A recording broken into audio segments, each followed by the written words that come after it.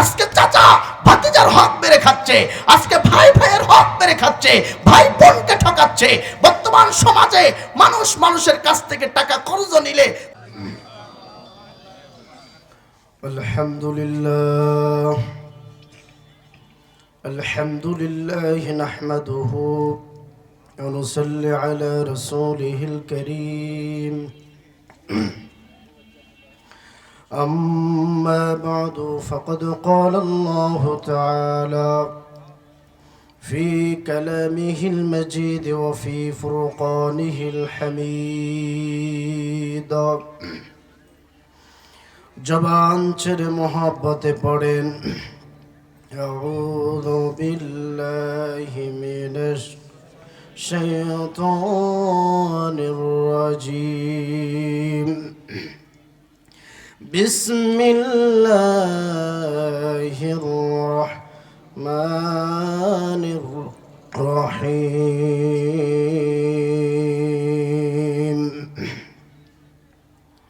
يا أيها الذين آمنوا اتقوا الله حق تقاته ولا تموتن إلا وأنتم مسلمون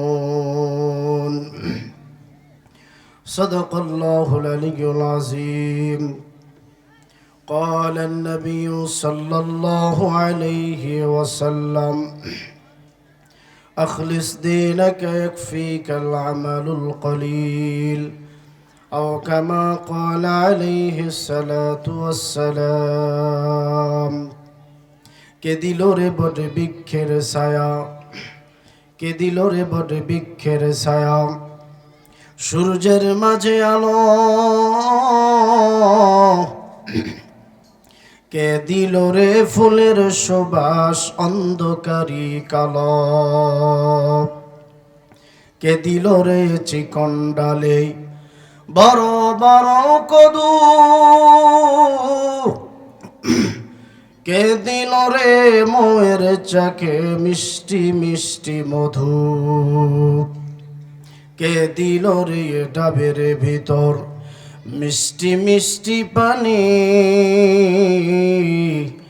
যে দিয়েছে তারি মোরা রব হিসেবে জারি, কে দিল রে মাঠের ভিতর নানান জাতের ধান, যে দিয়েছে তারি হলো বিশাল জমিন ও আসমান। মোহাব্বতে কালেমা পড়ে লা ইলাহা,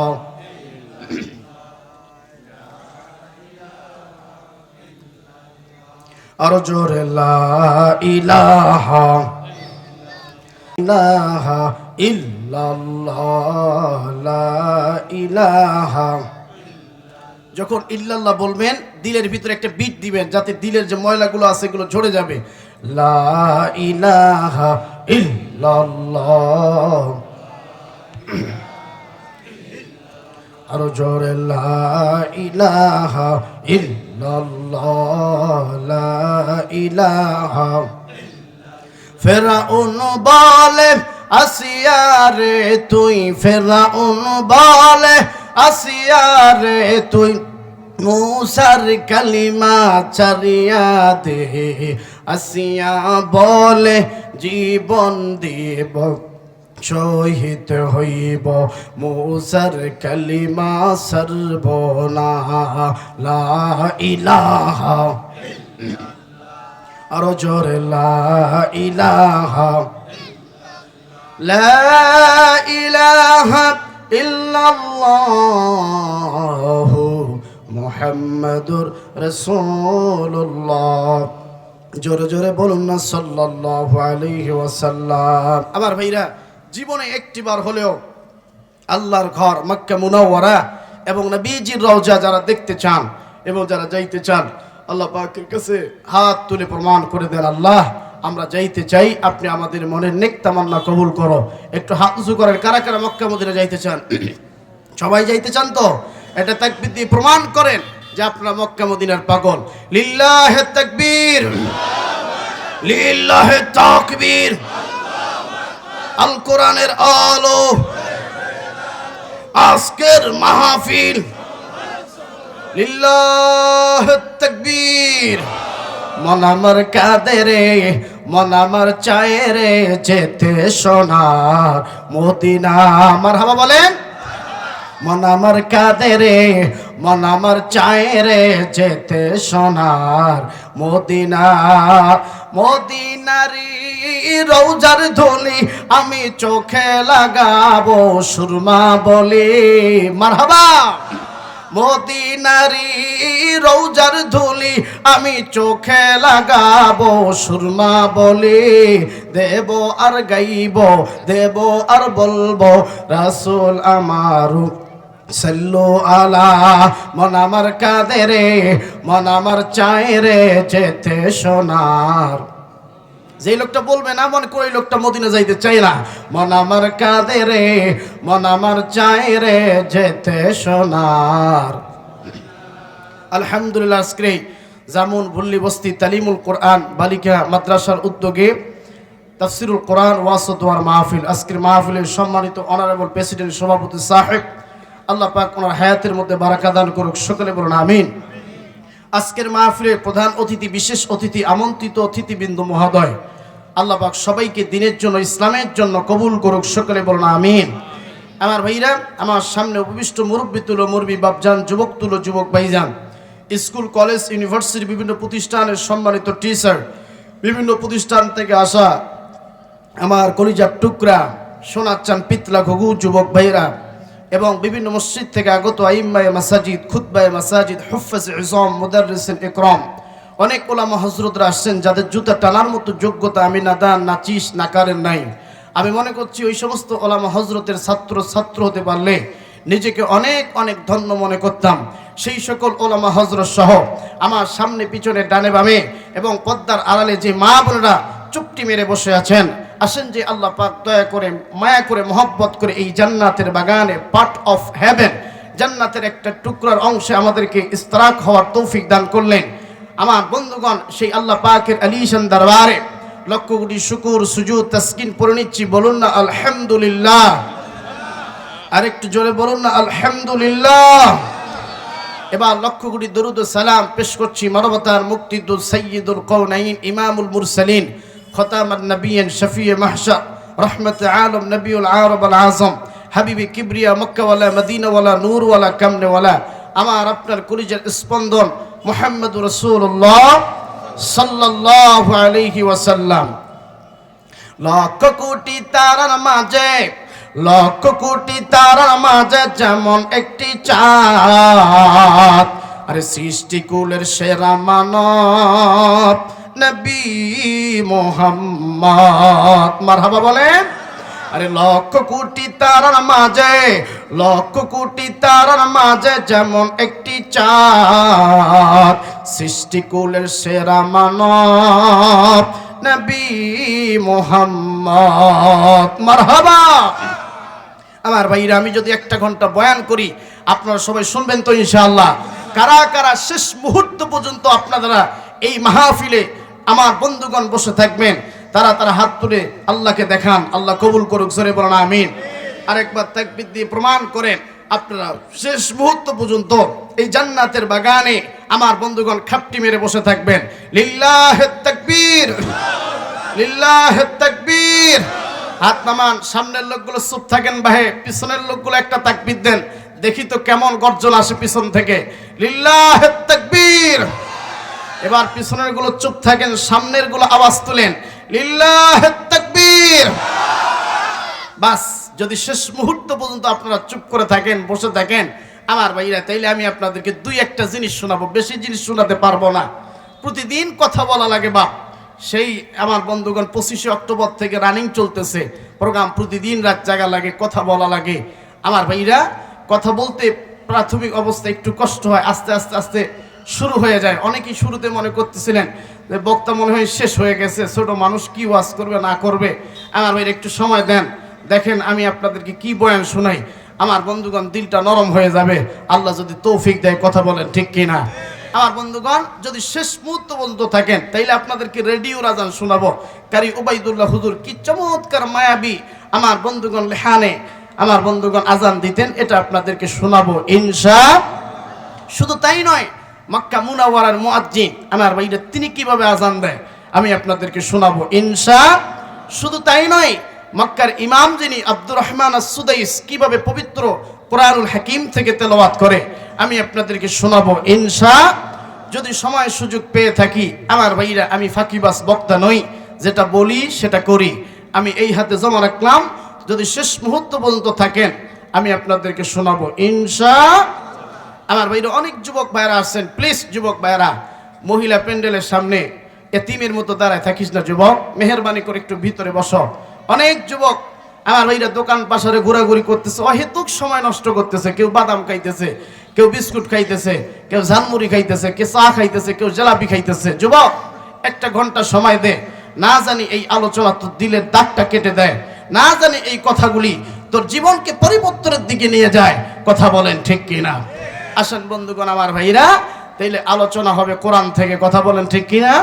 আমার বন্ধুগণ আমি সূচনা লগ্নে জানতে চাচ্ছি, বাজান এই কিতাবটার মালিক কে? আরো জোরে বলেন। আমার বন্ধুগণ কোরআনের মালিক আল্লাহ। কথা বলেন ঠিক কিনা? এটা আমার বন্ধুগণ কোন গোষ্ঠী কোন জাতি যদি বলে এই কিতাবটা শুধুমাত্র আমাদের, এই কথা যদি কেউ বলে আপনারা কি কেউ মেনে নেবেন? আমার ভাইরা বিএমপিরা যদি বলে এই কিতাব আমাদের, জামাত ইসলামরা যদি বলে এই কিতাব আমাদের, সরমনায় পীর সাহেবরা হুজুর যদি বলে এই কিতাব আমাদের, হেফাজতরা যদি বলে এই কিতাব আমাদের, আমি তাদেরকে বলতে চাই আমার বন্ধুগণ এই কিতাব শুধু দলীয় না, হুদাল লিন্নাস, পৃথিবীর সমস্ত মানুষের জন্য আল্লাহ পাক এই কিতাব অবতীর্ণ করেছেন। কথা বলেন ঠিক কিনা? আরো জোরে বলেন। এক কথা, পৃথিবীতে যারাই মানুষ রূপে জন্ম নিয়েছেন তাদের জন্যই এই কিতাব। কথা বলেন ঠিক কিনা? আর এই কিতাবের মধ্যে কোনো ভুল কোনো ত্রুটি নাই। যালিকাল কিতাবু লা রাইবা ফি, আল্লাহ বলেন there is no doubt in the holy Quran. এমন একটা কিতাব দিলাম যে কিতাবের মধ্যে বিন্দু পরিমাণ কোনো ভুল নাই। কথা বলেন ঠিক কিনা? আরো জোরে বলেন ঠিক কিনা? এই কিতাব থেকে আলোচনা হবে। It is not political state, I am not political person. আমার ভাইটা এটা রাজনৈতিক কোনো মর্স নয়, আমিও রাজনৈতিক দলের কোনো ছাত্র নই বা কর্মী নই। আমি যা বলবো this is the god is lecture, আল্লাহর কোরআন থেকেই। কথা বলেন ঠিক কিনা? এখন কিছু কিছু মাহফিল হয়ে গেছে রাজনীতির মতো সমাবেশ। কথা বলেন, বক্তাকে আমার ভাইরা স্টপ রেখে অনেক জায়গায় আমি দেখেছি অনেক লং টাইম নেতারা কথা বলে। ওই যে মাঝখানে আমরা দেখেন না মোবাইলে একটা ওয়াজ শুনতে শুনতে হঠাৎ একটা এক বিডেস চলে আসে, সেরকম একটা এক বিডেসের মতো হয়ে যায়। কথা বলেন ঠিক কিনা? আমার ভাই আমি বলবো কোরআন হাদিসের কথা স্টপ করে এই দুনিয়ার কোন নেতা নেত্রীর কথা শোনা যাবে না। কথা বলেন ঠিক কিনা?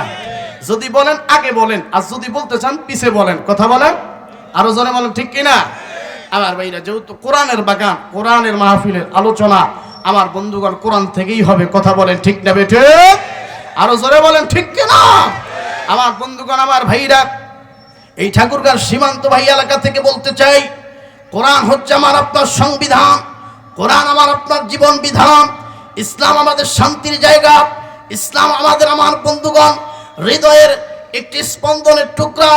ইসলামের বিরুদ্ধে কোরআনের বিরুদ্ধে যেই কথা বলবে আমার বন্ধুগণ সেটা আমার দেশের এমপি হোক, মন্ত্রী হোক, জজ হোক, ব্যারিস্টার হোক, প্রধান উপদেষ্টা হোক, নিজের পিতামাতাও যদি কোরআনের বিরুদ্ধে ইসলামের বিরুদ্ধে অবস্থান করে তাদের জিহ্বা টেনে কাশি দিয়ে কেটে কুত্তা শিয়ালকে খাওয়াইতে রাজি আছি, তাদের সাথে আপোষ করতে রাজি নাই। কথা বলেন ঠিক কিনা? আরো জোরে বলেন।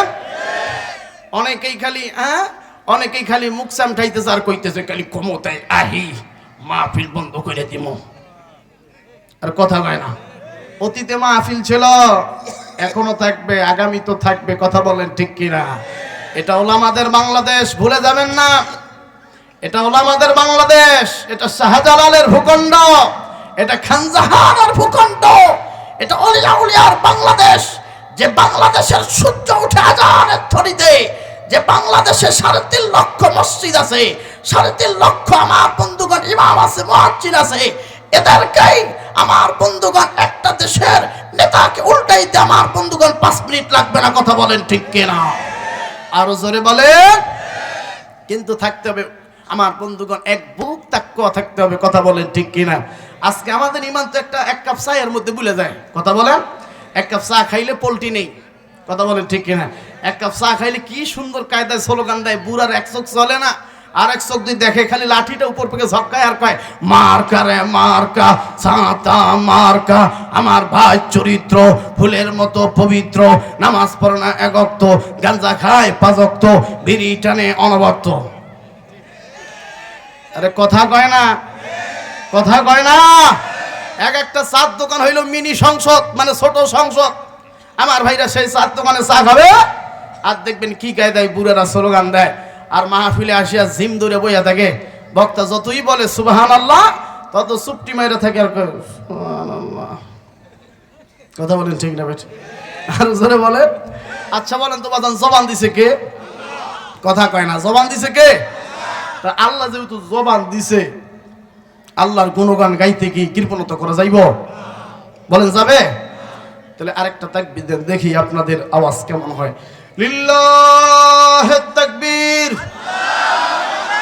লিল্লাহে তাকবীর। আলেম ওলামা যেখানে, কোরআন সুন্নাহ যেখানে, লিল্লাহে তাকবীর। বাস আমার আল্লাহ পাক বলেন, ইরে বাবাজি প্লিজ বাদান কোনো দিকে নজর নাই, দিল থাকলে দিলটা নরম করে দিবেন না বাবা। দেখেন তো একটা ফোঁটা চোখের পানি আজকের এই মাহফিলে ফেলাইতে পারো কি পারো না? বাবাজি এই মাহফিল আমার আপনার জীবনের জন্য শেষ মাহফিল হইতে পারে, এই বয়ান আমার আপনার জিন্দেগির জন্য শেষ বয়ান হইতে পারে। এরে হরিপুরের বাপ ভাইরা,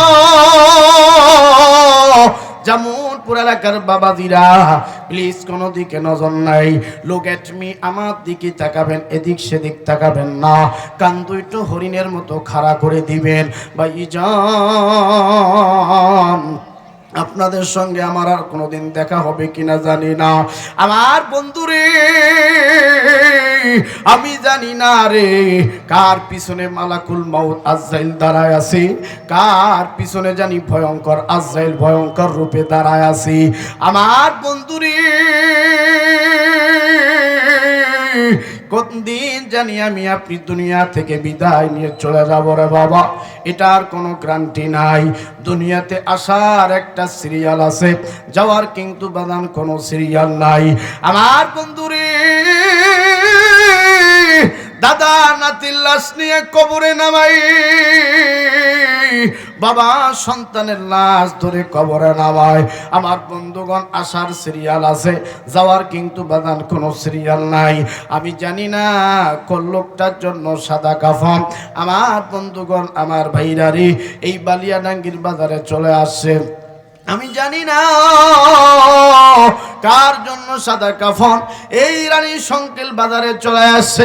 বন্ধুরে আমার জানা নাই কোন লোকটার জন্য কবরের মাটি বায়না হয়ে গেছে। আমি জানি না কোন লোকটার জন্য বাঁশবাগানের বাঁশগুলো রেডি হয়ে আছে। আমার বাজানো আপনি আমি মরতে দেরি, আমাদের আয়োজন হইতে দেরি করবে না।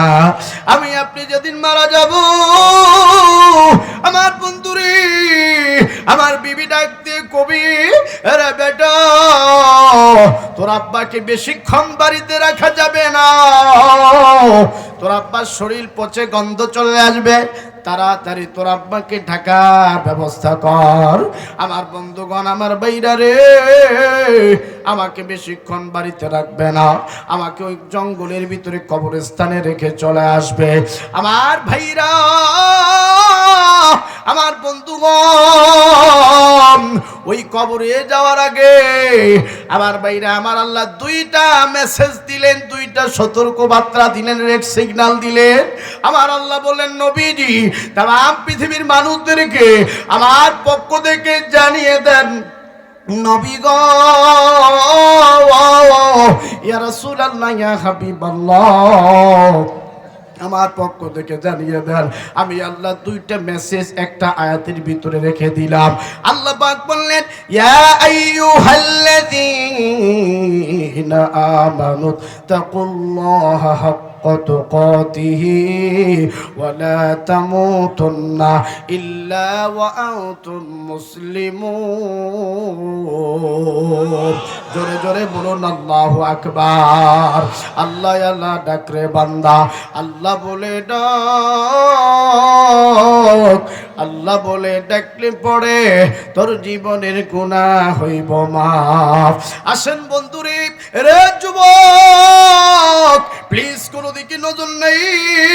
তোমার আমার মতো কত যুবক রোড অ্যাক্সিডেন্টে মারা যায়। আমার বন্ধুগণ, গতকাল একটা নিউজ দেখলাম, একটা বাস আমার বন্ধুগণ চার উল্টা দিয়ে পড়ে গেছে।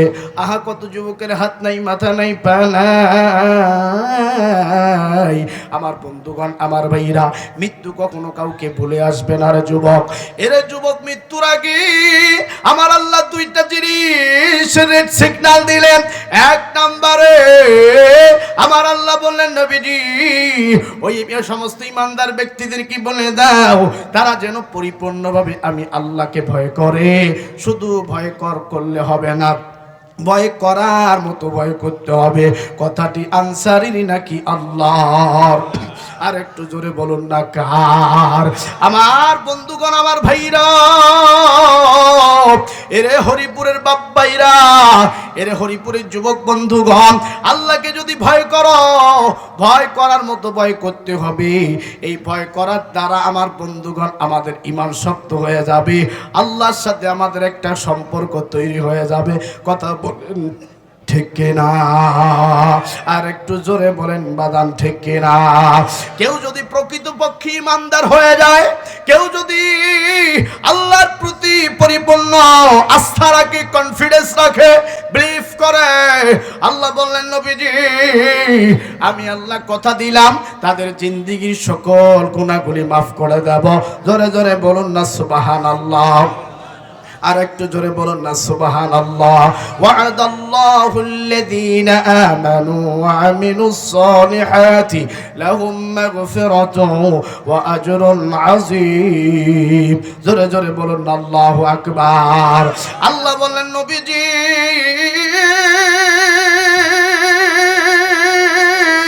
আমি আল্লাহ ওয়াদা দিলাম, আমি আল্লাহ প্রমিস করলাম, যারা ঈমান আনবে গো, আমলে সালিহা করবে, লাহুম মাগফিরাতু ওয়া আজরুন আযীম, আমি আল্লাহ তাদের জিন্দেগীর গুনাহগুলি মাফ করে দেব। জোরে জোরে বলুন না সুবহানাল্লাহ। এরা যুবক বন্ধুরি, মাপ যদি পাইতে যাও, ইসলামের ভিতরে পরিপূর্ণভাবে ঢুকে যাও। আল্লাহ পাক বলেন, ইয়া আইয়ুহাল্লাযীনা আমানু দুখুলু ফিস-সিলমি কাফা ওয়া লা তাত্তাবিউ খুতুওয়াতিশ শাইতান। আল্লাহ পাক বললেন, নবীজি কোন যুবক যুবতী, নর নারী, কোন আবাল বৃদ্ধা বনিতা, কিশোর কিশোরী যদি মাপ পাইতে চায়, আমার ক্ষমা পাইতে চায়, তারা যেন ইসলামের ভিতরে পরিপূর্ণভাবে ঢুকে। কথাটি আমার নাকি আল্লাহর? আর একটু জোরে বলুন না কার? কেউ যদি ইসলামের ভিতরে পরিপূর্ণভাবে ঢুকে যায়, নবীজি ইমানদার হইতে চাই, ইসলামের ভিতরে পরিপূর্ণভাবে ঢুকতে চাই, নবী গো, তাইলে কি করতে হবে? কি করতে হবে? আমার আল্লাহ সূরা বাকারার শুরুর দিকে বলে দিলেন, মিনুনা বিল গায়বি ওয়া ইউকিমুনাস সালাতা ওয়া মিম্মা রাযাকনাহুম ইউনফিকুন। জোরে জোরে বলুন আল্লাহু আকবার। আল্লাহ বলেন, নবীজি কেউ যদি ইমানদার প্রকৃত মুমিন হইতে চাই, ইউমিনুনা বিল গায়বি, যেই জিনিসগুলো দেখা যায় না। আমার বন্ধু, আমি আপনি কিন্তু কবরের আযাব দেখি নাই। ও বাজান, কবর কিন্তু ভালো জায়গা না। কবর কিন্তু বাজান খুব ভয়ানক একটা প্ল্যাটফর্ম, স্টেশন। এ বন্ধু, কবর প্রতিদিন ডাক দেয়া বলে, যার আমল ভালো আমি কবর তার জন্য ভালো, যার আমল ভালো না আমি কবর তার জন্য ভালো না। এ যুবক বন্ধু, একটা কোটিপতির গল্প তোমাদেরকে শোনাই। আজকে বাড়ি গাড়ি নিয়ে আমরা পাগল হয়ে গেছি, আজকে টাকা পয়সা নিয়ে পাগল হয়ে গেছি, যুবক তার গার্লফ্রেন্ড নিয়ে পাগল, মুরব্বী তার জমি জায়গা নিয়ে পাগল, যুবক আমার বন্ধুগণ দাম্পত্য জীবনে যারা আছে তারা টাকা পয়সা নিয়ে পাগল, আমার বন্ধুগণ মাদ্রাসার মুআল্লিম শিক্ষকরা ছাত্র নিয়ে পাগল, ছাত্ররা আমার বন্ধুগণ পড়াশোনা নিয়ে পাগল। কিন্তু বাদান রে, আল্লাহ বলে প্রকৃত পাগল তো তারা যারা কবর আখিরাত নিয়ে চিন্তা ফিকির করে। আমার বন্ধু রে, একজন কোটিপতি, আমার বন্ধুগণ গতকাল পাবনায় মাহফিল করেছি। ও বাদান, যেই বাড়িতে বিশ্রাম নিলাম রে বাবা, এই মানুষটা হলেন মাহফিলের সভাপতি। আমি বললাম, চাচা গো, এত আলিশান বাড়ি কেমনে বানালেন? বললেন, বাবারে, আমার সন্তান নোমানে থাকে 2 কোটি টাকা দিয়া এই সুন্দর বাড়িটা বানাইছি, এখনো অনেক কাজ বাকি। আমার বন্ধুগণ, আমার ভাইরা, সেই বাড়ি ছেড়ে তাকে একদিন কবরে যেতে হবে। আমার বন্ধুগণ যারা রিক্সা চালায় তারাও কিন্তু কবরে যাবে। আমার বন্ধুরে, যারা কোটিপতি তাদের গায়ে 3.5 হাত বডি, আমার বন্ধুগণ তাদের গায়ে সাদা কাফন। এ বন্ধু, যারা রিক্সাওয়ালা তাদের গায়ে সাদা কাফন, এই কাপড়ের কোনো পার্থক্য নেই। আমার বন্ধুগণ, আমার ভাইরা রে, আসেন বন্ধু, দিলটা থাকলে দিলটা নরম করে দিবেন। দেখুন তো বাদান, একটা ফোঁটা চোখের পানি আজকের এই ময়দানে ফেলাইতে পারেন কি পারেন না? কেন আপনি প্রকৃত ঈমান আনবেন না? কেন আপনি আল্লাহকে ভয় করার মতো ভয় করবেন না? কেন আপনি মুসলমান না হইয়া কবরে যাবেন না? আসেন বন্ধুরে, আমার বন্ধুগণ, আমার ভাইরা, এই কোটিপতি মারা গেছে, তার ছেলে বিদেশ থেকে আসার পর আমার ভাইরা বাবার লাশটা নিয়ে যখন জঙ্গলের পারে চলে গেছে, বাজারের ভিতরে চলে গেছে, আমার ভাইরা কবর খনন করলেন। এবার সন্তান কবরের দিকে একবার তাকায়, আর একবার বাবার বডির দিকে তাকায়, আর ডাক দিয়ে কয়, বাবা গো, তুমি তো নরম তুলার বিছানা ছাড়া ঘুমাইতা না, তুমি তো শিমুল তুলার বালিশ ছাড়া মাথায় দিতা না। ও বাবা গো, তুমি তো প্রাইভেট কার থেকে নেমে ডাইরেক্ট ইটালিয়ান টাইসের উপর দিয়ে হেঁটে বিছানায় যাইতা। কিন্তু বাবাজি, কই গেল তোমার কোটি টাকার বিলাস বহুল বাড়ি? কই গেল তোমার কোটি টাকার, আমার বন্ধু, লাক্সারিয়াস জীবন? কই গেল কোটি টাকার লাইফস্টাইলে? আব্বু, তোমার কবরে হাঁটু পর্যন্ত পানি জমে গেছে। ও বাবা, আজকে তোমাকে এই পানির উপরে শোয়ানো হবে, এই হাঁটু বরাবর পানির উপরে তোমার লাশটা রাখা হবে। দেখেন বন্ধুরে, একজন কোটিপতি, আমার বন্ধুগণ কোটি কোটি টাকার মালিক, কোনো কিছুর অভাব নাই। বর্ষাকালে মারা যাওয়ার কারণে আমার ভাইরা মাটির উপরে তার ভাগ্য জুটলো না, মাটির উপরে শোয়ার তার ভাগ্য জুটলো না রে বাবা। ওই 1 হাঁটু পানির উপরে তার লাশটা ঢেকে দিলেন না বন্ধু। কি হবে এই বাড়ি দিয়া? কি হবে এই টাকা জমি জায়গা দিয়া যদি আমার লাশটা 1 হাঁটু পানির উপরে থাকে? এই জন্য আমার বন্ধু, এই কবরে যাওয়ার আগে আল্লাহ 2টা মেসেজ দিলেন। 1 নাম্বার, আমার বান্দারা তোমরা তাকওয়াবান হও। 2 নাম্বার, মুসলমান না হইয়া কবরে আসিও না। অনেক যুবক মনে করে, হুজুর, আমরা তো মুসলমান ঘরের সন্তান, আমরা তো ঈদের নামাজ পড়ি, আমরা তো রমজানে রোজা রাখি, হুজুর তাইলে ঘাটতি কই? কেন আল্লাহ মুসলমানের ট্যাগ লাগাইলেন? এরা যুবক বন্ধুরে, সাময়িক সময় আল্লাহকে ভয় করলে হবে না, প্রতিটা ক্ষেত্রে আল্লাহকে ভয় করা লাগবে। আমার বন্ধুগণ, আমলে সলিহা করতে হবে।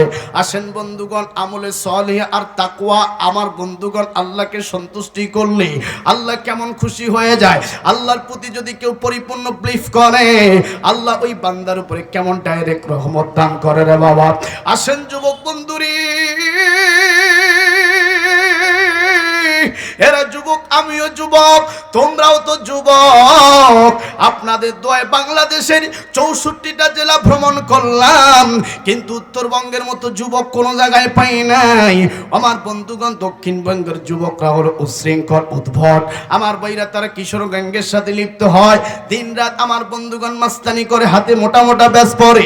কিন্তু উত্তরবঙ্গের যুবকরা এত ডিসিপ্লিন, উত্তরবঙ্গের যুবকরা আমার ভাইরা নমনীয়, বিনয়, ভদ্র। এরা যুবক আরেকটু ভদ্র যদি হইতে চাও, তাইলে নবীর সুন্নতের ফেরিওয়ালা হয়ে যাও। এরা যুবক আরেকটু ভদ্র যদি হইতে চাও, আমার বন্ধুগণ ইমানের ফেরিওয়ালা হয়ে যাও। এরা যুবক খবরদার মোবাইলের মধ্যে পর্নোগ্রাফি দেখবা না, খবরদার বিদেশি পর্ন স্টারদের ছবি দেখবা না। এই পর্নোগ্রাফি দেখার দ্বারা যুবক তোমার ইমান আর তাকওয়া নষ্ট হয়ে যাবে। এরা যুবক চোখের সগীরা গুনাহ, চোখের কবিরা গুনাহ হয়ে যাবে, চোখের বেবিচার হয়ে যাবে।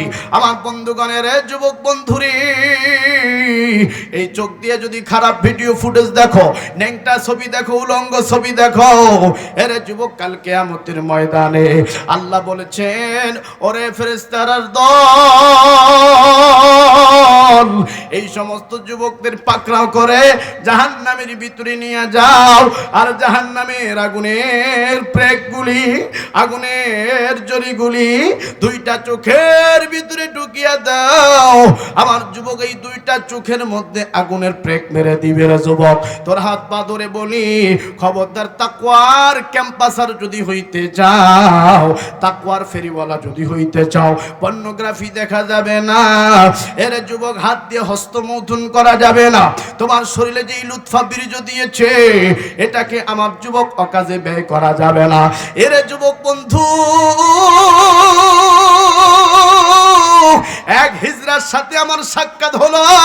এক হিজড়া আমার হাত ধরে কান্নাকাটি করলো, হুজুর না হইতে পারলাম নারী, না হইতে পারলাম পুরুষ, এমন একটা পর্যায়ে আল্লাহ বানাইছে। হুজুর, মা বাবা আমাদের আদর করে না, মা বাবা ভালোবাসে না, আজকে ট্রেনে বাসে করে চাঁদা তুলে খাইতে হয়।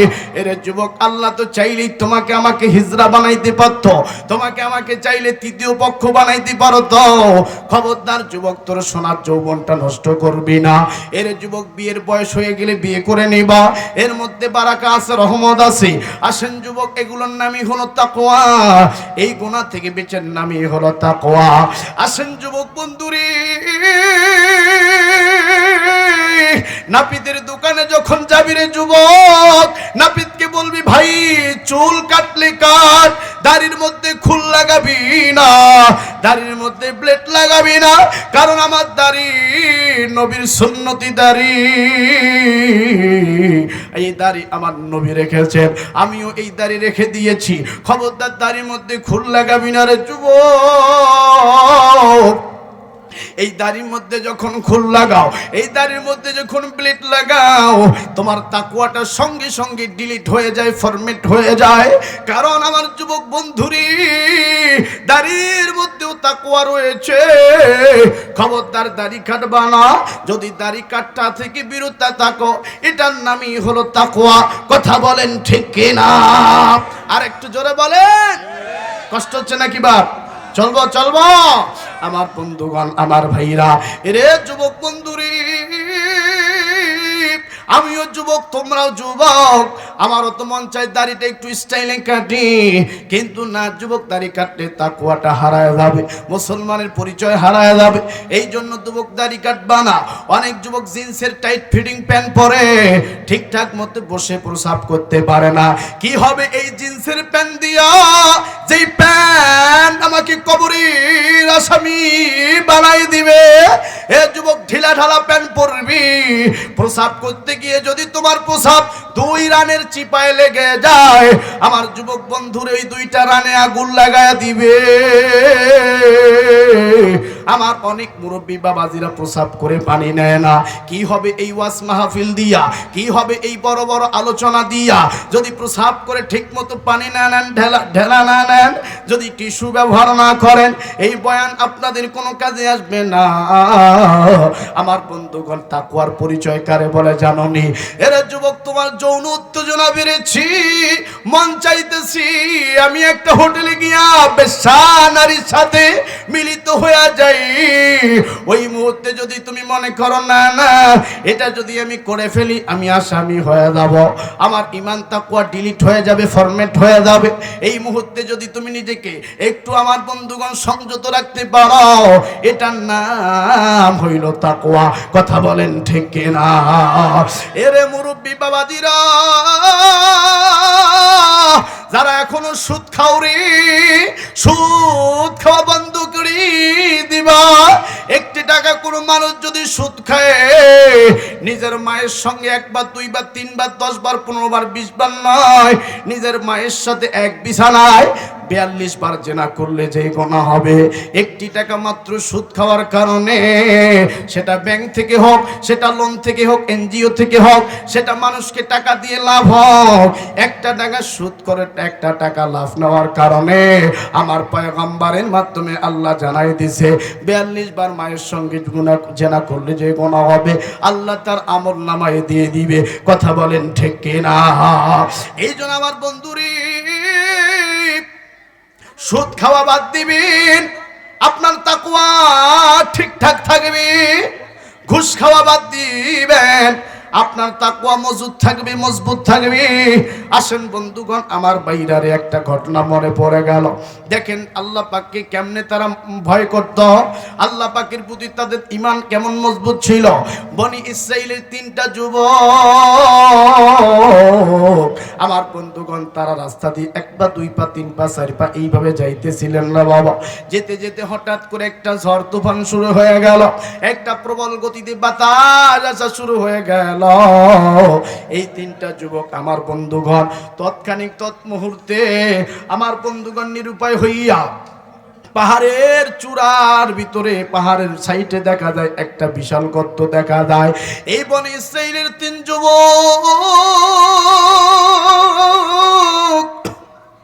এই গুহার ভিতরে প্রবেশ করিয়া নেই। আমার বন্ধুরে, আল্লাহ পাকের কুদরতি খেলা বুঝা বড় দায়। আল্লাহ কেমনে যে মানুষকে পরীক্ষা করবে, মানুষ নিজেও টের পাবে না। ও বাজান, আল্লাহ কিন্তু আপনাকে আমাকে পরীক্ষা নেবে রে বাবা। আমার বন্ধুগণ দেখেন, দেখেন এই 3 যুবকের পরীক্ষা আল্লাহ কেমনে নিলেন, আল্লাহ পাকের কুদরতি খেলা। ও বাজান, আল্লাহ পাক হুকুম করলেন বিশাল একটা পাথরকে, ও পাথর কেন তুমি দাঁড়ায় আছো, যাও জলদি জলদি যাও, ওই গুহার মুখটা তুমি আস্তে করে ঢাকা যাও। আমার বন্ধুরে, বিশাল বড় একটা পাথর গড়তে গড়তে এসে ওই গুহার মুখে পড়ে গেছে। আমার বন্ধুগণ, পড়ে যাওয়ার কারণে এই 3টা যুবক অন্ধকারের ভিতরে আটকা দিন হয়ে গেছে। এক যুবক আরেক যুবককে ডাক দিয়ে কই, ব্যাপার কি, ব্যাপার কি? আমরা তো একটু আশ্রয় নেওয়ার জন্য এই গুহার ভিতরে ঢুকলাম, হঠাৎ করে কোথায় থেকে এই পাথর এসে আমাদেরকে আটকা দিয়ে দিল। আমার বন্ধুরে, আমি আমার ভাইরা, এই গত মাসের 31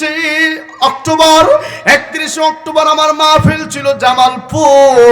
আমার ভাইরা, এই বক্সিগঞ্জ মাহফিল ছিল। এই গাইবান্ধা বালাসীঘাট থেকে বিশাল একটা ব্রহ্মপুত্র নদী নৌকায় করে পার হওয়া লাগে।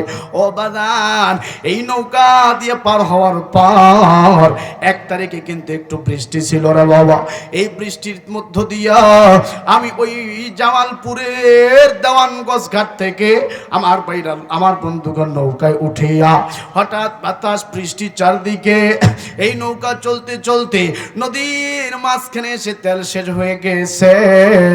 সবার মুখ শুকে কাটা হয়ে গেছে রে বাবা। চারদিকে শুধু পানি আর পানি। অনেক লোক বলে বক্তারা 1 ঘন্টা ওয়াজ করে 50,000, 60,000, 20,000, 30,000 নিয়ে যায়, কিন্তু বক্তাদের আগে পিছে কষ্টটা কেউ উপলব্ধি করে না। ও বাদান মাহফিল শেষ করে যখন আমরা চলে যাব, কোন মাহফিল কমিটি ফোন দিয়ে বলে না হুজুর রাস্তাটা কেমনে পার হলেন, কিভাবে নিরাপদে গন্তব্য গেলেন। আপনারা তো শুধু হুজুরদের টাকা গণেন রে বাপ, কিন্তু দেখেন ওই দিনের মুহূর্তের একটা সিম্পটম আপনাদেরকে বলে দেই রে বাবা। হঠাৎ নৌকাটা মাঝখানে আটক হয়ে গেছে, আমার চোখে অটোমেটিক পানি চলে আসলো। আমার বন্ধুগণ কোনো দিকে সর নাই, আমার ভাইরা এত বাতাস আসতেছে, এত বৃষ্টি হচ্ছে, সবার মুখে কালেমা শুরু হয়ে গেল, সবাই আল্লাহকে ভয় করে কান্নাকাটি করতেছে। একজন মহিলা মুখ ফসকে বলে ফেললো, জীবনে আর কোনোদিন নৌকায় চড়বো না। আমারও কলিজা কেঁপে গেল, হায়রে এতগুলো মাহফিল কমিটির ডেট নিলাম, না জানি তাদের দাওয়াতে অংশগ্রহণ করতে পারবো কি পারবো না, এটাই বুঝি আমার জীবনের শেষ বাতি নিভিয়ে যাবে। ও বাজান দেখেন দেখেন এই বিশাল নদী, আমার ভাইরা এই নদীর মাঝখানে আমার জিন্দিগির পুরা দুনিয়ার আমার বন্ধুগণ বুঝতে পারলাম এই দুনিয়া কিছুই না। ওই সময় মনে হয়েছিল কি নিয়ে এই সাগরের নিচে ডুবে যাব, আমার ভাইরা কি নিয়ে সাগরের নিচে যাব। নৌকা এক জায়গা থেকে অটোমেটিক আর এক জায়গা চলে যায়, কেউ কাউকে দেখা যায় না, সবাই হাত দিয়ে ইশারা করে দূরের নৌকাটাও বুঝতে পারে না।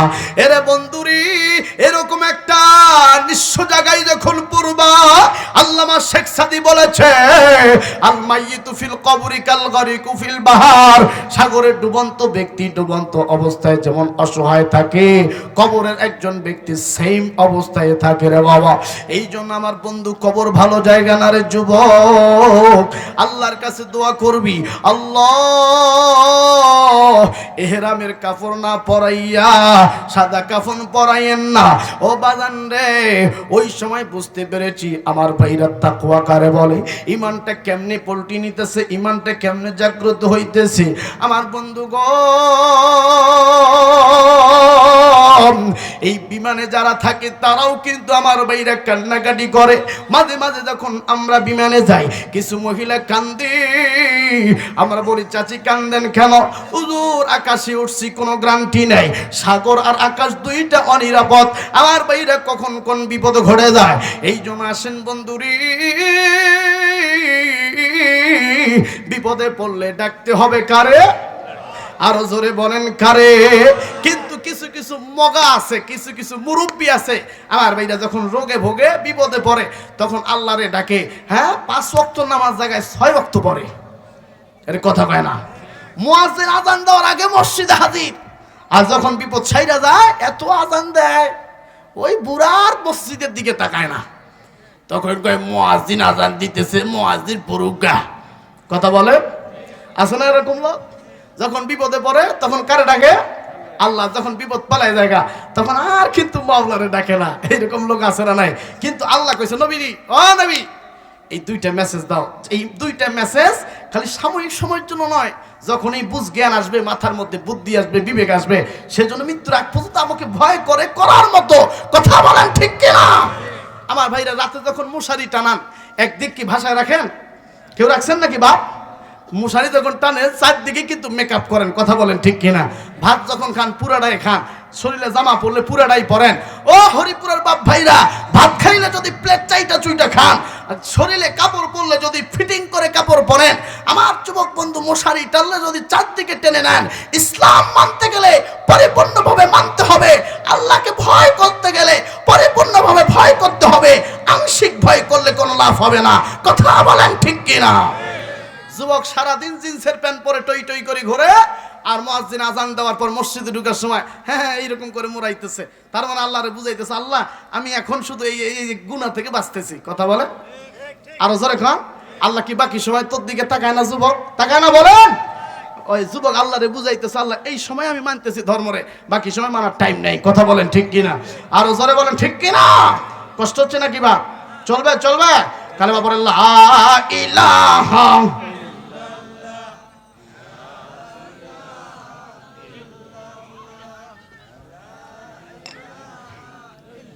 আর জোরে লা ইলাহা ইল্লাল্লাহু মুহাম্মাদুর রাসূলুল্লাহ। জোরে জোরে বলুন না সাল্লাল্লাহু আলাইহি ওয়াসাল্লাম। এরে বাবাজিরা, আমার বন্ধুগণ, আর বেশি লম্বা করব না রে বাবা, আপনাদেরকে মক্কা মদিনার আজান শোনাবো। আমি আপনাদেরকে একটা চমৎকার বয়ান শুনে দিয়ে যাই। এই তিনটা যুবক টেনশনে পড়ে গেল, তিনটা যুবক অবাক হয়ে গেল, হায় রে কোথা থেকে এই পাথর এসে আমাদের গন্তব্য, আমাদের রাস্তা বন্ধ করে দিল। আমার বন্ধুরে, এই তিনটা যুবকের ভিতর থেকে একজন যুবক, আমার ভাইরা, আমি সেজে গেলেন ইন্টারমিন টাইমে, ডাক দিয়ে বলতেছে, এখন আমি তোমার দুইজনের আমির, আমি হইলাম তোমাদের শিক্ষক, আমি হইলাম তোমাদের গুরু, আমি যেটা বলবো ওটাই করবা, এই জায়গা থেকে বাঁচতে হবে। আর যদি মারা যাই, আমাদের স্ত্রী সন্তান, আমাদের হাড্ডি তো দূরের কথা, আমাদের গোস্ত পর্যন্ত খুঁজে পাবে না, গোসল দিতে পারবে না, এখান থেকে বাঁচতে হবে। আমার দিল সাক্ষী দিচ্ছে, আল্লাহ আমাদের উপরে পরীক্ষা নিতেছে। আমার বন্ধুরে, বানোয়াট কোনো কিচ্ছা কাহিনী বলার জন্য এই স্টেজে বসি নাই। আমার বাইরে সহিহ বুখারী শরীফের ঘটনা। আমার বন্ধু দেখেন, আল্লাহকে তারা দুনিয়ার বুকে কেমন ভয় করেছিল, আল্লাহকে কেমন মানার মতো মানছিল। আমার ভাইরানে, আমার বন্ধুগণ, এইবার আমিটা ডাক দিই, বলে, ওই ছোট 3 নাম্বার যুবক, তুই আল্লাহর কাছে দোয়া কর, তোর জিন্দেগিতে কোনো নেক আমল করছো নি, এই নেক আমলের হাত ধরে হাত তুলিয়া নেক আমলকে স্মরণ করিয়া থিং করিয়া আল্লাহর কাছে দোয়া কর, আল্লাহ জানি এই ওসিলা আমাদেরকে বের করে দেয়। এইবার 3 নাম্বার যুবকটা আল্লাহর দরবারে হাত তুললেন আর ডাক দিয়ে কই, মালিক রে, আল্লাহ কি বড় একটা বড় মুসিবতে ফেলাইলেন, কি বড় পরীক্ষা নিতেছেন গো আল্লাহ, এই জায়গা থেকে মুক্তির তো কোনো উপায় দেখি না। কিন্তু আল্লাহ গো, আমার একটা নেক আমলের কথা মনে পড়ে গেছে, আমার একটা আমলের কথা মনে পড়ে গেছে, মানে আমি জানি না এই আমলের কথা উল্লেখ করলে আপনি আমাকে এই গর্ত থেকে বের করবেন কি করবেন না, কিন্তু আল্লাহ আজকে যেহেতু সুযোগ পাইছি, আজকে যেহেতু বিপদে পড়েছি, আমি আপনার কাছে এই দোয়া করব। এবার যুবকটা ডাক দিয়ে কয়, মালিক রে, আমার চাচা তো একটা বোন ছিল দুনিয়ার বুকে, আমার চাচতো একটা বোন ছিল, আমার চাচতো বোনের চেহারা এত সুন্দর, এত লাবণ্যময়, এত অপরূপ সুন্দর ছিলেন। আমার চাচতো বোনের পাগল আমি ছিলাম, প্রেমে পড়ে গেছিলাম, তার জন্য আমি পাগল পড়া ছিলাম, তার জন্য সব সময় আমার দিলের মধ্যে শুধু ভালোবাসা আর প্রেম আপ্লুত হইত। কিন্তু মালিক, আমি একদিন আমার চাচতো বোনকে প্রমিস করলাম, আমার চাচতো বোনকে বললাম, বোনরে, তুমি কি আমার সাথে প্রেম করবা, তুমি কি আমার সাথে বিট শেয়ার করবা? আমার চাচতো বোন কোনোভাবেই রাজি হলেন না। আমার চাচতো বোন হঠাৎ করে একদিন বিপদের সম্মুখীন হয়ে গেল, সঙ্গে সঙ্গে আমার কাছে চলে আসলো, ডাক দিয়ে বলতেছেন, ভাই রে, আমাকে কিছু দিরহাম দি, আমি বিপদে পড়ে গেছি, 100টা দিরহাম যদি আমাকে দাও, আমি বিপদ থেকে উদ্ধার হয়ে যাব। আমার বন্ধুগণ, আমার বাপ্পাইরা রে, এইবার এই যুবক ঘরের মধ্যে মেয়েটাকে একা পাওয়ার পর দরজা লাগালেন, জানালা লাগাই দিলেন। এবার ডাক দিয়ে কই, বোন রে, আমি তোর প্রেমে পাগল হয়ে গেছি, আমি তোর প্রেমে দেওয়ানা হয়ে গেছি, আজকে যেহেতু সুযোগ পাইছি, আজকে আমি তোমার সাথে একটু অন্তরঙ্গ মহব্বতের দিকে চলে যাব। এবার তার বোন ডাক দিয়ে কই, ভাইয়া, তুমি যদি আমার সাথে এই মুহূর্তে জেনার কাজে চলে যাও, কাল কিয়ামতের ময়দানে আল্লাহ পাকের কাছে কি জবাব দিবা? এইবার এই ছেলে কোনোভাবেই কথা শুনে না, আস্তে আস্তে যখন কাপড়টা ধরে টান মারবে, এমন সময় চোখের পানি ছেড়ে দিয়া মেয়েটা ডাক দিয়ে কয়, বুখারী শরীফে এই ডাইরেক্ট উলঙ্গের কথাটা উল্লেখ না করে ডাক দিয়ে বলেন, ভাইয়া, আমার আংটি খুলো না, আংটি মানে হলো কাপড় খুলো না, ডাক দিয়ে কই, ভাইয়া, আমার আংটিটা খুলো না, তাইলে কি জবাব আল্লাহর কাছে দিবা? এবার যুবকটা ডাক দিয়ে কইতেছে, আরে হায়, আমার বোন কি বলতেছে, আসলে তো তাই রে, আমি যদি তার সাথে মিলিত হইয়া যায়, আল্লাহর আদালতে তো আসামি হয়ে যাব। রে হরিপুরের যুবক, দেখো দেখো, ওই যুবক তো তোমার মতোই যুবক ছিল, এত কিছু গোপন ঘরের ভিতরে থাকার পর দরজা বন্ধ, জানালা বন্ধ, একটা আমার বন্ধুগণ ভালো মেয়ে, যেই মেয়ের শরীরে এখনো ফুলের টোকা কোনো পুরুষ দেয় নাই, এত গভীরে, এত ঘরের ভিতরে একটা গোপন জায়গায় এই তার চাচতো ভাই তার শরীরে হাত দিলেন না, আল্লাহর ভয়ে, আল্লাহর আখিরাতের ভয়ে, আল্লাহর আযাবের ভয়ে। আজকের যুবক যদি গার্লফ্রেন্ডের সাথে মহব্বত হয়ে যায়, যদি হারাম রিলেশনশিপ চলে যায়, পার্কে গিয়ে আমার বন্ধুগণ গার্লফ্রেন্ডের হাত টিপ দেয়, এই টিপ দিতে দিতে আরো কত জায়গায় টিপ মারে। এরা যুবক খবরদার, কথাগুলো খারাপ নোংরা ভাষায় বলতেছি না, মাইন্ডে নিবা না, বাস্তবমুখী কথা বলতেছি। যুবক রে, কোন মেয়ের হাতটা যদি তুমি ধরো, তুমি তোমার হাত দিয়ে কবিরা গুনাহ করলা। কোন মেয়ের সাথে যদি তুমি চোখে চোখ রাখো বিয়ের আগে, ওই মেয়ের সাথে যদি চোখ রাখো তোমার চোখের বেবিচার করে ফেললা। আসেন বন্ধুগণ আমার ভাইরা, এই জন্য বিয়ের আগে কোন মেয়ের সাথে সম্পর্ক করা যাবে না। এইবার ডাক দেখো, আল্লাহ গো, এটা যদি আমি তোমার ভয়ে করে থাকি, এই কাজটা যদি আমি তোমার ভয়ে করে থাকি, আল্লাহ তাইলে পাথরটা সরায় দাও। আল্লাহু আকবার কর, আর একটু জোরে কর। আমি যদি তোমার ভয়ে করে থাকি, আল্লাহ আমার মুখ থেকে পাথরটা সরায় দাও। আল্লাহ এই তিন ব্যক্তি, এই 3 নাম্বার যুবকের কথা আল্লাহ আরশে আজিমে চলে গেল। আল্লাহ পাক আস্তে করে গুহার মুখ থেকে পাথরটা একটু সরাই দিলেন, কিন্তু বাদান ওই গুহা যতটুকু পাথরটা সরেছে, কোনো মতো দুইটা হাত এইভাবে ঢুকবে, কিন্তু বডিটা বের হবে না। আমার ভাইরা, আমার বন্ধুগণ, এবার আমির যিনি শাসছেন তিনি টেনশনে পড়ে গেল। এই দোয়ার কারণে এতটুক খালি সরছে, এখনো 2 জন আছি, এই 2 জনের দোয়ায় কতটুক সরবে আমি নিজেও জানি না। এইবার 2 নাম্বার যুবককে ডাক দিয়ে কয়, যুবক তুমি আল্লাহর কাছে দোয়া করো, আল্লাহ যেন পাথরটা সরায় দেয়। এইবার 2 নাম্বার যুবক হাত তুললেন, ডাক দিয়ে কয়, মালিক রে, জানি না দুনিয়ার জিন্দেগিতে তোমাকে ভয় করে কতটুকু আমল করেছি, কিন্তু আল্লাহ আমার একটা আমলের কথা মনে পড়ে গেল। আল্লাহু আকবার কোন মালিক, আমার একটা আমলের কথা মনে পড়ে গেল। সেই আমলটা হইল আমি যখন বাড়িতে আসতাম, বাড়িতে আসার পর আমার বাড়িতে কিছু বকরি ছিল। এই বকরির দুধ দহন করিয়া আমি আমার মাকে খিলাইতাম, তারপর বিবি বাচ্চাকে খিলাইতাম। কিন্তু মালিক, আমি একদিন বাড়িতে এসে দেখি আমার মা ঘুমায় গেছে। আমি বকরির দুধ দহন করলাম, আমার বাচ্চা কান্দে, আব্বু আমি দুধ খাবো, দুধ দাও। বিবি বলে আমাকে দুধ দাও, আমি দুধ খাবো। কিন্তু আমি আমার বিবির কথা শুনি নাই, আমি আমার বাচ্চার কথা শুনি নাই। এই দুধের বাটি নিয়ে আমি আমার মায়ের শিওরে দাঁড়াইছিলাম। কতক্ষণ মায়ের ঘুম ভাঙবে না, যতক্ষণ মায়ের ঘুম ভাঙবে না ততক্ষণ দাঁড়ায় থাকবো। মায়ের ঘুম ভাঙলে মারে দুধ খাওয়ার পর আমি গিয়ে শুয়ে পড়বো, তারপর বিবি বাচ্চারে খাওয়াবো। কিন্তু বন্ধুরে, এইভাবে যখন দাঁড়াই ছিল, থাকতে থাকতে হঠাৎ করে মায়ের ঘুম ভেঙে গেল। মা দেখে তার সন্তান দুধের বাটি নিয়ে দাঁড়ায় আছে। ডাক দিয়ে কই, বেটারে দুধ নিয়ে দাঁড়ায় আছো কেন, কারণটা কি? মা তুমি না খাইলে আমার বিবি বাচ্চারে আমি খাওয়াবো না, মা আগে তুমি খাও, এরপরে আমি খিলাবো।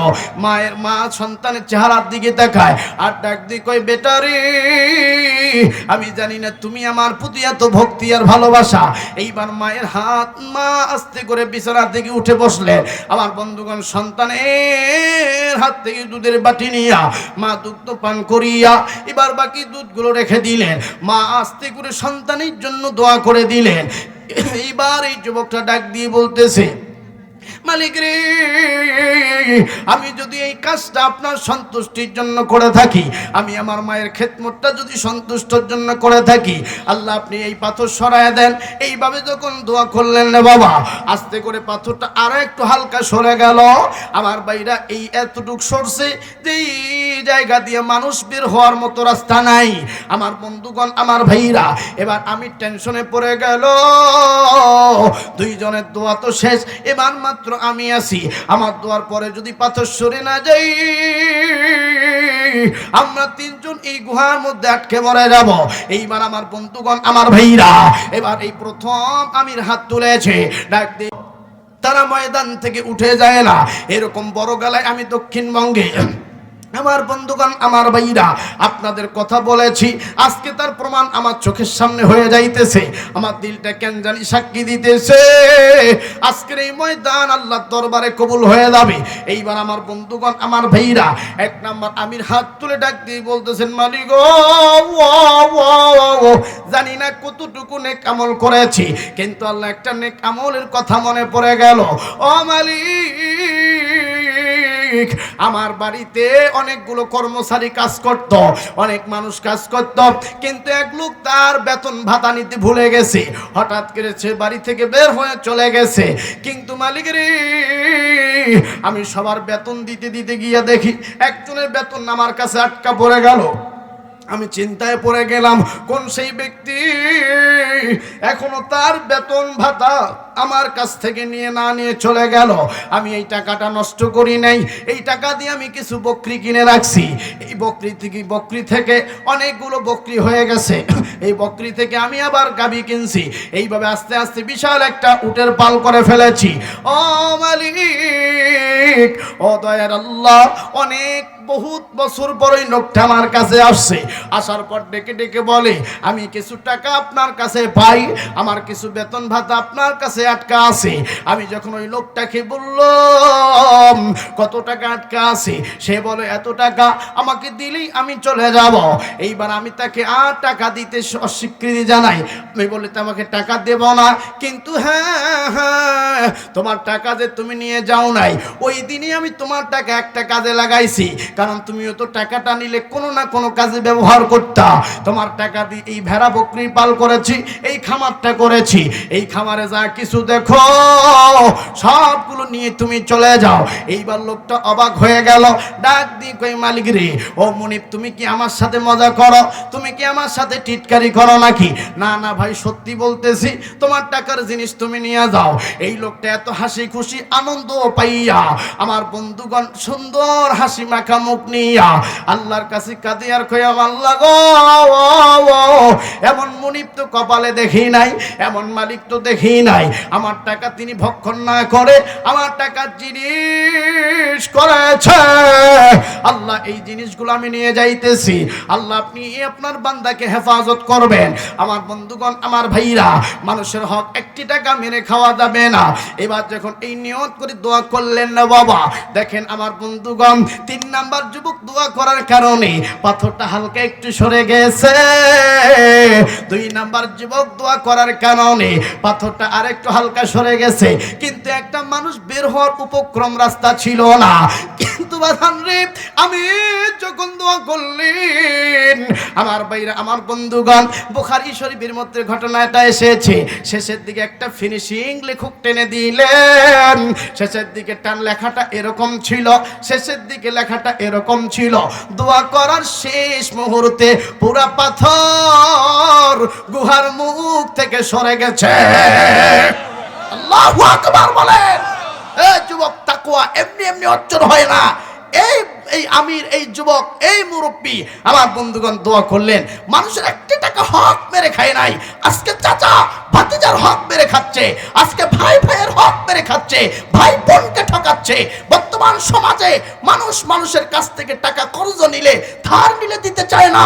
একটি টাকা যদি মানুষের হক মেরে খান, আল্লাহ কিয়ামতের ময়দানে বলবে, ও বান্দা, আমি তো আল্লাহ, আমি তো রহমান, আমি তো দয়াবান, তোকে মাফ করে দিলাম। তোকে মাফ করলে আমার তো লস নাই, আমার তো লস নাই, যা তোকে মাফ করে দিলাম। কিন্তু হ্যাঁ, দুনিয়াতে আব্দুর রহমানের কাছ থেকে 10,000 টাকা নিছস, দুনিয়াতে তোর ভাতিজার জমি ঠকাইছস, তার কাছে ক্ষমা চা, তার কাছে মাফ চা। তারা যদি মাফ দেয়, আমি জান্নাতের টিকিট হাতে ধরায়া তোকে জান্নাত দিয়ে দিব। কথা বলেন ঠিক কিনা? আমার ভাইরা, বিশাল বড় হাজী সাহেব হজ করে আসছে। হ্যাঁ, বিশাল লম্বা লম্বা টুপি, তসবির হিসাব নাই, 4-5 খান তসবি একসাথে নিয়ে মসজিদের কোণে জিকির করতেছে, ইল্লাল্লাহ, আল্লাহ, সুবহানাল্লাহ। কথা বলে খোঁজ নিয়ে দেখবেন ওই হাজী সাহেব বনের জমি ঠকাইয়া হজ করতে গেছে। কথা কয় না? আরো জোরে বলে। আমার ভাইরা, আমার বন্ধুগণ, আমার ভাইরা, দেখবেন কিছু কিছু মুরব্বী আছে, মেয়েরে ঠকায়, ডিজিটাল কায়দায় ঠকায়। কিভাবে? সন্তানদের জমি জায়গা রোড সাইড বুঝাই দিছে, মেয়ের একটু রোড কেন্দ্রিক। আমার ভাইরা, এই যে আপনার বালিয়াডাঙ্গি রোডে এই 2-3 শতক একটা জমি আছে, একদম সোনা মাটি। এখন লোকটা চিন্তা করে, বেটিরে যদি দিয়া দেয়, দিলে বেটিরও তো অনেক টাকার মালিক হয়ে যাবে। এমনিই তো বেটি এস্টাবলিশ, জামাই ব্যাংকে জব করে, হ্যাঁ, জামাই তো লক্ষ লক্ষ টাকা। এটা কোন কায়দায় আমি খাবো, কোন কায়দায় নিব? বুড়া আর বুদ্ধি খুঁজে পায় না, ভাবতে ভাবতে কত রাত চলে যায়, বুদ্ধি খুঁজে পায় না। একদিন হঠাৎ করে বুদ্ধি এলো, বেটিরে দাওয়াত দিলেন, জামাইরে দাওয়াত দিলেন, বড় মুরগি জবাই করলেন, মাছ বাজার থেকে বড় মাছ নিয়ে আসছেন। বেটি জামাই কয়, হায় রে শ্বশুর আব্বা তো এত বড় মাছের মাথা আমার কোনোদিন খিলায় নাই। মেয়ে চিন্তা করে, আব্বা তো এত দেশি মুরগি 5-7টা, এত বড় বড় মুরগি মাছ, হ্যাঁ, কত আয়োজন, পোলাও টোলাও এত কিছু তো খাওয়াই নাই। খাওয়ানো শেষ করে বুড়া দেখবেন একটু চোখে পানি নিয়ে আলতো আলতো ভাব দিয়ে কান দেখো, মা তোর মাও তো দুনিয়া থেকে বিদায় নিয়ে চলে গেছে, আমিও তো বুড়া হয়ে গেছি রে মা, আমারও মনটা চায় আল্লাহর ঘরটা না ঘুরে আসি, এনে নবীর রওজাটা জিয়ারত করে আসি। টাকা পয়সা তো নাই রে মা, তোর 3 শতক জমিটা বালিয়াডাঙ্গের রোডে আছে, ওইটা বেচে আমি এনে হজ করে চাচা। মেয়ে তখন কইতেছে, আব্বা এটা কান্না করে কি দরকার আছে? কান্না তো দরকার নেই, আপনি যান হজ করে, আপনি বিক্রি করে হজ করতে যান। মেয়ে জামাই এখন চিন্তা করতে, এত কিছু খাইলাম, আব্বার সামনে যদি কই আব্বারে কিছু দেন, তাহলে আব্বা কি ভাববো? কথা বলেন। আব্বা কইব যে এ জামাই তো এমনি কোটিপতি, এমনি লাখপতি, এই এই সারা ফকিরানি জামাই আবার আমার কাছে টাকা চায়, জমি চায়। কথা বলেন। তবে এই ওই হরিপুরে অনেক যুবক আছে এখনো শ্বশুরের কাছ থেকে কিছুই চায় নাই। কথা বলেন, কথা বলেন ঠিক কিনা? এখন চিন্তা করতেছে যদি চাই এখন কি ভাববে আমার ভাইরা। যখন মেয়ে জামাই আর মেয়ে চইলা গেল, এই বুড়া দেখবেন কি কায়দায় জমিটা বিক্রি করে টাকা নিয়ে আমার ভাইরা হজের যারা দায়িত্ব থাকে তাদেরকে টাকা দিলেন যে আমি একটু হজে যাব, আমি একটু নবীর রওজা জিয়ারত করবো, মক্কা মদিনা দেখবো, আমার একটু ব্যবস্থা করে দেন। আমার ভাইরা মেয়ে রাস্তা দিয়ে যায় আর চোখের পানি ফেলা এক কান দেয়, আবারে ও বাবা, বাপরে মায়ের দেওয়া জমি ছিল তাও পাইলাম না, আর আপনার কিছু জমি ছিল সেটাও পাইলাম না, সব ভাই দুইটারে ভাগ করে দিছিস রে বাপ, আমার একটা শতক লিখে দিলি না বা, একটু কান্নাকাটি করে আমার কাছ থেকে নিলি নে, আমি একটু কষ্ট পাইছি। এই যে মেয়ে একটু কষ্ট পাইলো, একটু হালকা খালি একটু আঘাত পাইলো, এই হালকা আঘাতটা কত পাওয়ার জানেন? হাজী সাহেব যখন হজ করতে গিয়া শয়তানরে পাথর মারে, শয়তান মুস্কি মুস্কি হাসিয়া কয়, ওই শয়তান আমারে পাথর মারস কেন? তুই তো বড় শয়তান, তুই তো বড় শয়তান, তোর মেয়েরা ঠকাইছস, তোর বন্ডা ঠকাই ওই জমির টাকা দিয়ে আসছস হজ করতে, আমারে পাথর মারিস না, তোর নিজের গায়ে পাথর মার। কথা বলেন ঠিক কিনা? এই জন্য আমার ভাইরা মেয়েরে ঠকাবেন না, বোনরে ঠকাবেন না, এরা এরা এরা হলো মায়ের জাত, এদের সাথে খারাপ আচরণ করবেন না, বিবির সাথে খারাপ ব্যবহার করবেন না। বিবি হচ্ছে ভালোবাসার জিনিস, বিবি হচ্ছে মানসিক শান্তির জিনিস। অনেকে বিবির এমন মারে রে, মারতে মারতে বিবি কয় ভাই মারিস না, তখন যে মারে সে কয় ভাই কয়ে লাভ নাই যতক্ষণ আব্বা কবি না। কথা বলেন, কথা বলেন। কিন্তু উত্তরবঙ্গের মানুষ বউ কম পিটায়, দক্ষিণবঙ্গের মানুষ বউ পিটাইলে মনে হয় যে পাইট নিছে। কথা বলেন ঠিক কিনা? আমার ভাইরা মাদেরকে খবরদার খারাপ আচরণ করবেন না। এই মারা আমার বন্ধুরা আপনার সংসার মেনটেন করে, আপনি তো সারাদিন রিক্সা চালান, একটা কাজ করেন, আপনি সারাদিন অফিস করেন, একটা অফিসে কাজ করেন, কিন্তু এই মায়ের যাত্রা আপনার ঘরে বাচ্চা দেখে, রান্না করে, কাপড় ধোয়, ঘর সংসার গোছায়, খেসনি খসনিয়া দেখবেন তারা 10-20টা কাজ করে বসে আছে। কথা বলেন ঠিক কিনা? আপনারা পুরুষ এমনিতে যদি বিবি ছাড়া একটা ঘরে থাকেন, আনসান আনসান মনে হবে, যেমন মাছ পানি ছাড়া মাছ বাঁচে না, ঠিক একটা পুরুষ বিবি ছাড়া সংসার ছাড়া বাঁচতে পারে না। কথা বলেন ঠিক কিনা? এই জন্য স্ত্রীদের সাথে খারাপ আচরণ করা যাবে? আরো জোরে বলেন যাবে? আমার ভাইরা কয়েকদিন আগে একটা নিউজ দেখছিলাম, বিবিরা এরকম করে বেঁধে, আমার ভাইরা 2 ডালে বেঁধে 2 গাছে বেঁধে এমন জোরে পিটাইছে, যৌতুকের জন্য। আমার ভাইরা যৌতুক যারা 1 টাকা খায় সেজন্য কুত্তার পায়খানা খাইলো। কথা বলেন ঠিক কিনা? কিন্তু দেখবেন কিছু হাজী সাহেব আছে ডিজিটাল কায়দায় যৌতুক চায়। এখন মেয়ের বাবা চিন্তা করলো যে বহু জায়গায় তো মেয়ের বিয়া দিতে চাইতেছি, কেউ নিতে চায় না, তা হাজী সাহেব মানুষ, তার তো একটা ছেলে আছে, একটু আলাপ দেই কি হয়।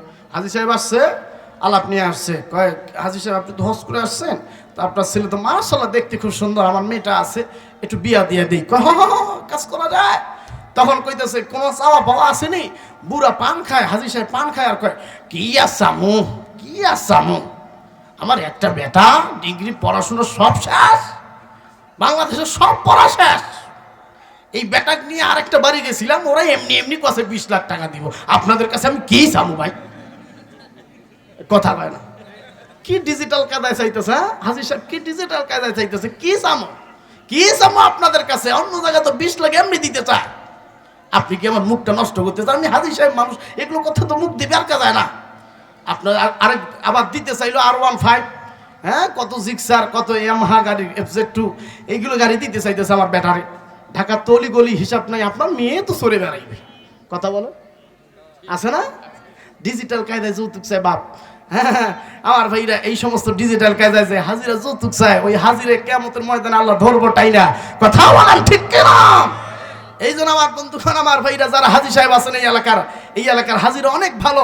আমি অন্য এলাকার হাজি বলতেছি, অনেক অন্য এলাকার হাজি আছে আমার ভাইরা, জমিনের গোড়ায় বসে থাকে, কোন লোকটা খালি আমার ভাইরা আল কাটতেছে, বড় বড় চোখ করে দেখে। কথা বলেন ঠিক কিনা? আরো জোরে বলেন।